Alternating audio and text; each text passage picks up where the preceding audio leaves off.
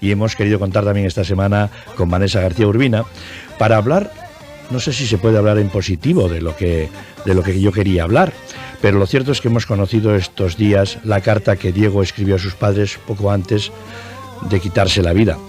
Y detrás está el bullying, detrás está la escala de valores que la sociedad comparte, detrás está esa preocupación de todos los padres, de todos los educadores, y qué connotación positiva, que nos gusta hacerlo así, podemos encontrar. Vanessa, ¿qué tal estás? Hola. Hola, buenas tardes, bueno. ¿Qué tal? Bueno, la carta de Diego es desgarradora, qué consciente, sí. En fin, qué daño hace, y estas cosas pasan, y no demasiado por suerte, pero pasan.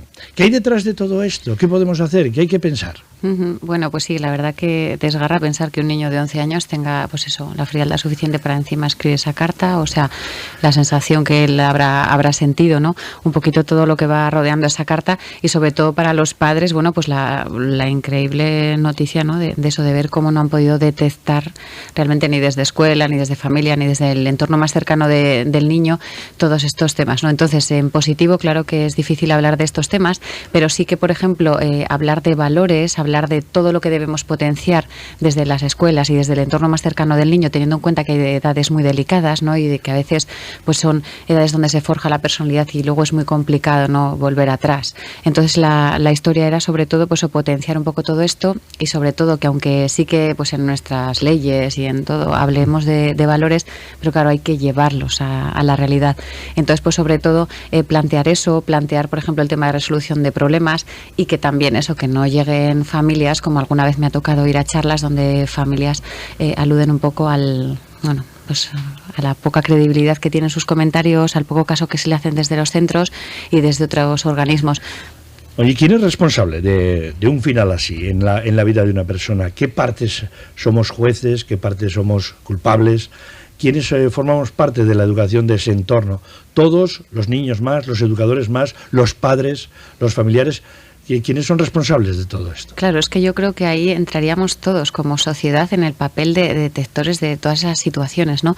Porque sí que es verdad que cuando pasan estas cosas, luego empiezas a tirar de la cuerda y dices, claro, sí, es que ahora me doy cuenta de que este niño estaba más triste, ahora me doy cuenta de que este niño se quedaba solo en los recreos, imagínate, o de que no quería salir de casa. O sea, hay miles de actitudes que, claro, si no nos damos cuenta de que el niño las está mostrando, pues es muy difícil luego, pues eso. Vanessa, en los centros de educación, tú has sido y eres profesora habitual de chavales en edad crítica, en esta edad adolescente o preadolescente.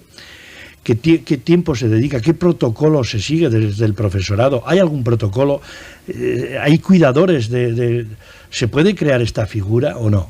Claro, sí que realmente en las edades con las que yo trabajo quizás no tanto, pero sí que en edades más tempranas sí que hay protocolos, ¿no? Por supuesto, el docente en este caso tiene que estar muy atento a todas estas cosas. En el momento que se detecta cualquier situación hay que ponerlo, ¿no?, en comunicación y para que el director sepa todo eso, bueno, y todo el tema educativo, pero sí que es difícil, y sobre todo hay centros que cada vez más funcionan con mediadores entre los propios chavales, ¿no?, que son los que al final median estos conflictos y se dan cuenta más de estas situaciones para que no lleguen los problemas más allá. ¿Y qué crees que es más difícil detectar, a la víctima o al acosador?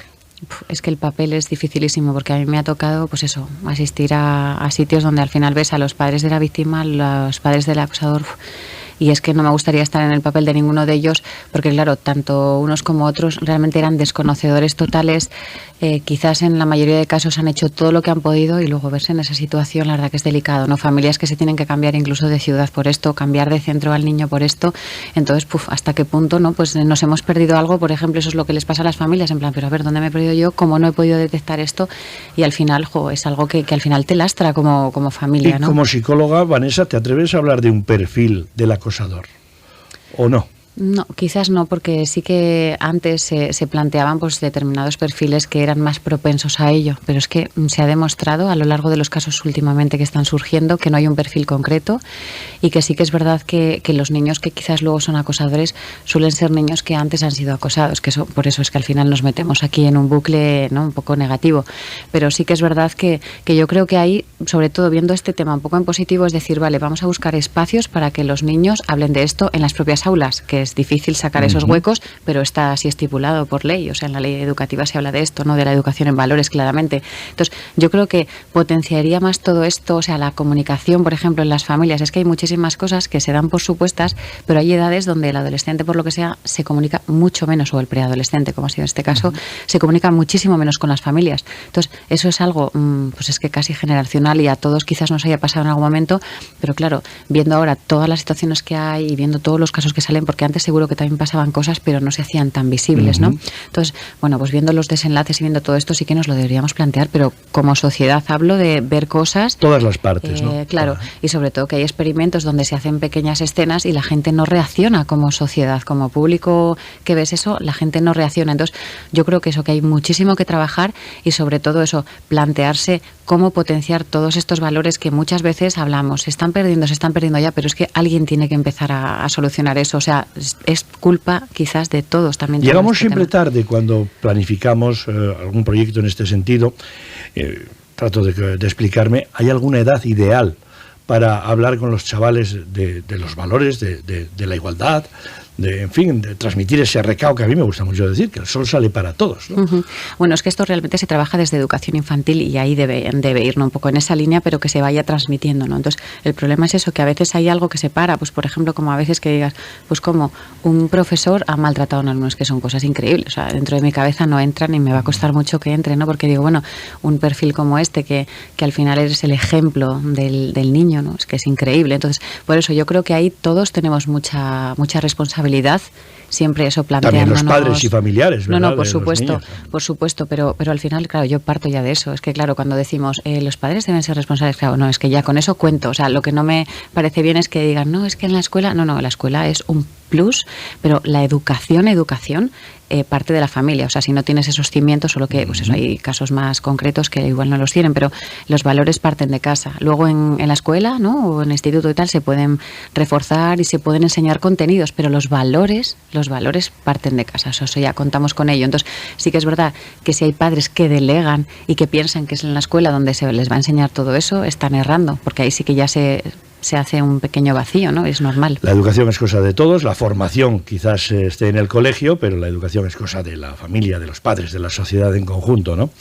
Bien, pues esta noticia, que ciertamente es desgarradora, entristecedora, esa carta que hemos conocido estos días de Diego a sus padres, nos da pie a hablar de este tema, de los valores, de lo que estamos inculcando en nuestros niños, y que efectivamente en el futuro, y ojalá no sea así, pues podemos ver más casos como el de Diego, porque no estamos seguros de estar forjando una sociedad rica en valores, ¿no? Claro, eso sería potenciar un poquito más pues habilidades sociales, normas de convivencia y un poquito todo en esta línea que podríamos desarrollar algún otro día, o sea que no hay problema. Bueno, Vanessa, pues que una semana más hemos contado contigo, te agradecemos tu presencia. Muchas gracias. Y la semana que viene volvemos a horario normal y a jornada normal, ¿te parece? Estupendo, Que te hemos alterado todo. Gracias. Muchas gracias. Hasta luego, Vanessa. Chao.